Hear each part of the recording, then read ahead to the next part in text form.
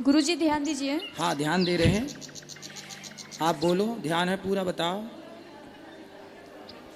गुरुजी actually ना मेरी family में थोड़ा सा काफ़ी सालों से ना ऐसा हो रहा है कि पहले मेरे भैया ख़त्म हो गए, उसके बाद अभी प्रेजेंट टाइम पे मेरी मम्मी ख़त्म हो गई।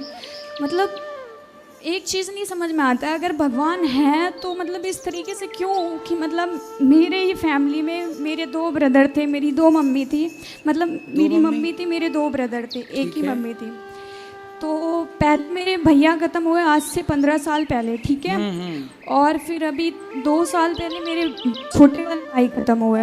उसके बाद फिर मतलब ऐसा फील ही नहीं आता है कि मतलब भगवान है इस टाइम पे। मतलब आप चाहते हैं कि कोई की मृत्यु ना हो?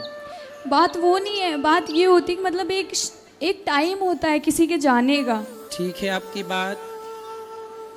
अभी प्लेन हादसा हुआ, सब बच्चे से लेके बूढ़े तक जल गए, तो ये तो हादसा है, ये मृत्यु लोक है। आप जिस धरती पे खड़ी हो, इस धरती का नाम क्या है? मृत्यु लोक। हर व्यक्ति अपनी उम्र लेके पैदा होता है, जितना उसको ईश्वर ने टाइम दिया है रहता है, और फिर उसको बुला लेता है अपने पास।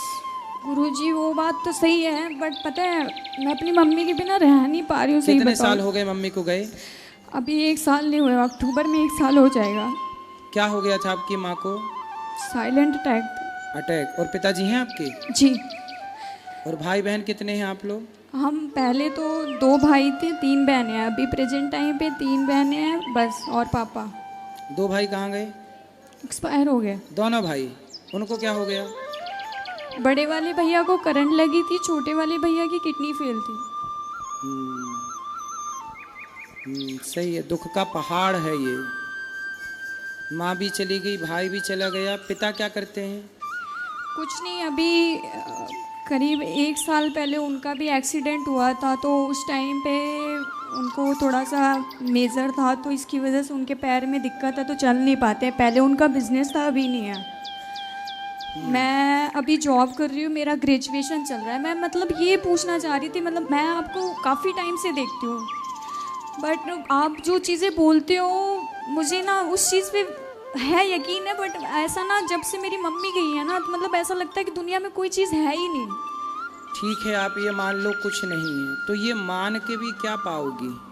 कुछ नहीं पाएंगे, बस एक क्वेश्चन था मन में, ये चीज़ चल रही थी। क्या क्वेश्चन है कि ईश्वर है कि नहीं? नहीं, ये तो है कि नहीं वाला क्वेश्चन है ही नहीं। मेरा तो है? ये क्लियर है कि नहीं है, क्योंकि आप इस चीज़ को मान लीजिए, एक ही फैमिली, इतनी बड़ी दुनिया में एक ही फैमिली के ऊपर इतनी सारी चीज़ें। क्यों? अभी जो प्लेन हादसा हुआ उस समय तो उसके माता पिता 2 बच्चे थे, चारों एक्सपायर हो गए। तो ये केवल आपकी फैमिली के साथ ऐसा हुआ? आज ही सूचना मिली कि एक बस खाई में गिर गई, उसमें 10 लोगों की मृत्यु हो गई। परिवार तो रहा ही होगा उसमें। बेटा ये मृत्यु लोक है, मैं भी एक दिन मरूंगा, आप भी एक दिन मरेंगे, सबको मरना है। जब केदारनाथ में 2012 में 2013 में जब केदारनाथ में आया, वहाँ पे पानी इत्यादि का, तो बहुत लोग मारे गए थे, आपदा थी वो। अभी यूक्रेन युद्ध चल रहा है, रसिया यूक्रेन का, कितने लोग यूक्रेन में मारे गए, परिवार के परिवार, घर के ऊपर मिसाइलें गिर गई। पाकिस्तान में और हिंदुस्तान का भी युद्ध हुआ, कितने लोग मारे गए। तो भाई ये मृत्यु लोक है। बेटा मैं आपके दुख से सहमत हूँ कि दुख बहुत बड़ा है, लेकिन आप अपने दुख को लेकर ये सोचें कि नहीं ईश्वर तो है ही नहीं। चलो आप मान लो कि ईश्वर नहीं है, तो ईश्वर नहीं है ये मान के आपको क्या प्राप्त होना है, और ईश्वर है ये मान के नुकसान क्या है? चलो आप सारी जिंदगी यही मानो कि ईश्वर नहीं है। ईश्वर नहीं होता तो ये बताओ कि आपकी माँ फिर चली कहाँ गई? कहाँ चली गई? मर के आदमी जाता कहाँ है? बताओ फिर, उत्तर दो, कहाँ जाता है मर के? तुम्हारी माँ कहाँ चली गई? लोग कहते हैं कि मतलब जिस टाइम पे उनका हुआ था, तो ये चीज़ मतलब बोलते थे कि वो उनको स्वर्ग मिल गया, अब उनको इस योनि में जन्म नहीं मिलेगा। ये बताओ मरने के बाद आदमी कहाँ जाता है? आप अपने दिमाग से बताओ, कहाँ जाता है मरने के बाद? जहाँ तक अभी तक मैंने सुना है यही कहा जाता है कि मतलब कि भगवान के पास चले गए, अब तो ऐसा। और आपकी माँ आई कहाँ से थी? वहीं से, कहाँ से? भगवान के पास तो से। जहाँ से आई थी वहाँ चली गई।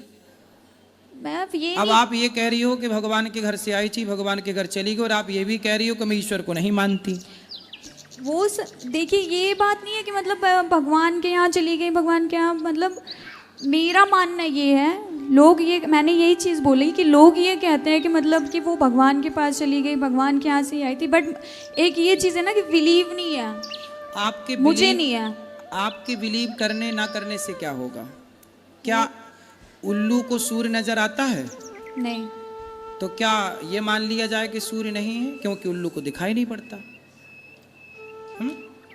जैसे उल्लू को सूर्य नजर नहीं आता पर सूर्य तो है, इसी तरह अज्ञानवश कोई ईश्वर को नहीं देख पाता, वो उसके अज्ञान का दोष है, ईश्वर तो है। आप मानो ना मानो, सत्य तो है बेटा, आप स्वीकार करो या मत करो, ये सत्य है। हम मृत्यु लोक में बैठे हैं, हमें मरना पड़ेगा। आपकी माँ चली गई, भाई चले गए, ये बहुत बड़ा दुख है। हम आपके दुख में आपके साथ हैं, लेकिन आप कहो कि अब मैं ईश्वर को नहीं मानती। माँ जिंदा थी तब आप ईश्वर को मानती थी, भाई जिंदा था तब आप ईश्वर को मानती थी, अब ये चले गए तो आप ईश्वर को नहीं मानती। इसका मतलब तो ये हो गया कि आप ईश्वर की परिभाषा अपने हिसाब से तय करेंगी कि जब तक ईश्वर सब बेहतर रखेंगे तो हम ईश्वर को मान लेंगे, जब ईश्वर बेहतर नहीं रखेंगे तो हम ईश्वर को नहीं मानेंगे। ये तो परिभाषा आपने अपने हिसाब से मैनेज कर ली, जबकि परिभाषाएं हमारे हिसाब से नहीं होती। जो है वो है, आप उसे स्वीकार करो या मत करो। सुदामा इतने गरीब थे, नरसिंह मेहता का जवान बेटा मर गया, नरसिंह मेहता जी का जवान बेटा मर गया।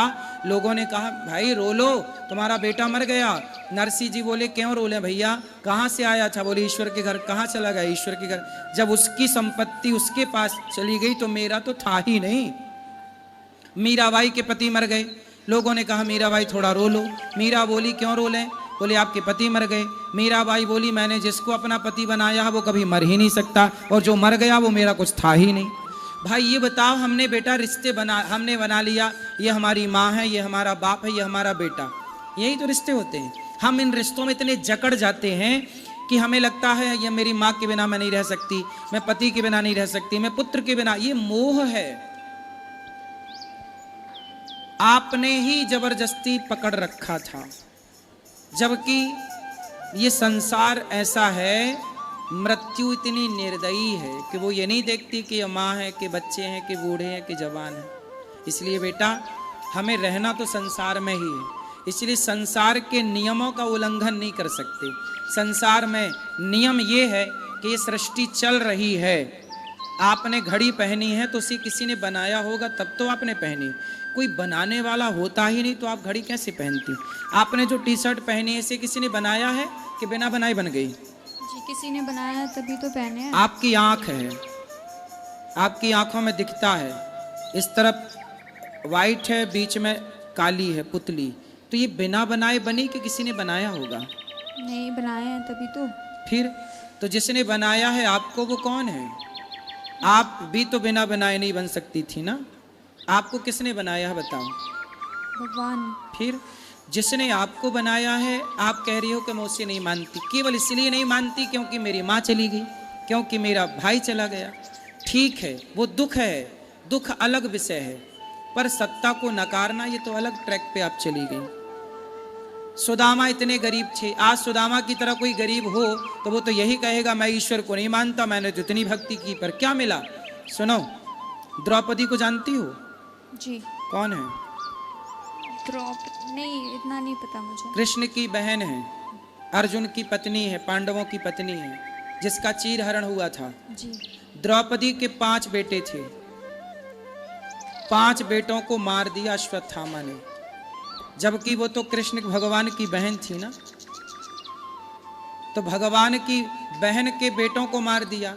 अभिमन्यु मार दिया गया, अभिमन्यु तो सगा भांजा था भगवान कृष्ण का, पर मृत्यु तो भैया राम के पिता हैं दशरथ, मर गए। ये मृत्यु लोक में भैया जो आया है, चाहे वो भगवान का बाप ही क्यों ना हो, इस सच्चाई से तो गुजरना ही है ना अपने को। आपकी माँ का जितना टाइम था, आप ये क्यों नहीं सोचती कि आपकी माँ को तब मर जाती वो जब आप पैदा हुई थी? आपने माँ का मुंह ही ना देखा होता तब माँ मर जाती तो आप कर क्या लेती।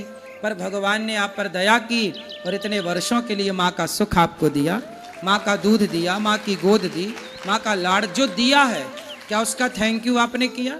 जो नहीं दिया उसकी शिकायत है बेटा। इसलिए भगवान का चिंतन करो और मन लगा के काम करो। माँ बाप के सपने आप साकार करो पढ़ लिख कर। ईश्वर को कोसने से कुछ ना होगा। कोसते रहो सारी जिंदगी, बैठे कोसते रहना, क्या हो जाएगा? ईश्वर तो ऐसी सत्ता है, कोई उसे माने ना माने उसका क्या बिगड़ रहा है। ईश्वर अपने, देखो आप ये क्यों नहीं सोचती हो, जो व्यक्ति कोई पाप करता है तो उसके पाप का दंड उसे मिलना चाहिए कि नहीं? मिलना चाहिए। मिलना चाहिए। तो बेटा कभी कोई पाप हमसे होते हैं जिस पाप के कारण हमारी माँ हमसे चली जा, हम बिना माँ के हो जाते हैं। अब जो बच्चा पैदा होती उसकी माँ मर गई, क्यों मर गई भैया? इसको माँ का प्यार नहीं मिला, मतलब इसके भाग्य में माँ का सुख था ही नहीं। क्यों नहीं था? क्योंकि इसके पिछले जन्म का कोई ऐसा कर्म रहा होगा जिस कर्म से इसकी माँ का सुख इसे नहीं मिलना था। आप ये भी तो सोचो कि आप आज खड़ी हो, तो आप आज खड़ी हो यहाँ, इसके पहले भी आप कुछ कर रही थी, पिछले जन्म में कोई कर्म आप कर रही थी, उस कर्म के कारण आपको ये जन्म मिला। इस जन्म में माँ नहीं मिली, भाई मिला, इतना दुख मिला। भाई ये कर्म दंड है ना बेटा। भीष्म पितामह ने बाणों की सैया पे क्यों लेटे? क्योंकि पिछले किसी जन्म में सांप को फेंक दिया कांटों के ढेर में। जब हम कोई पाप करते हैं तो पाप का दंड हमें तो मिलता ही है ना बेटा, दुख के रूप में। आपको दुख हो रहा है तो ये दुख क्या है? आप ये क्यों नहीं सोचती? आप कहते हो मैं ईश्वर को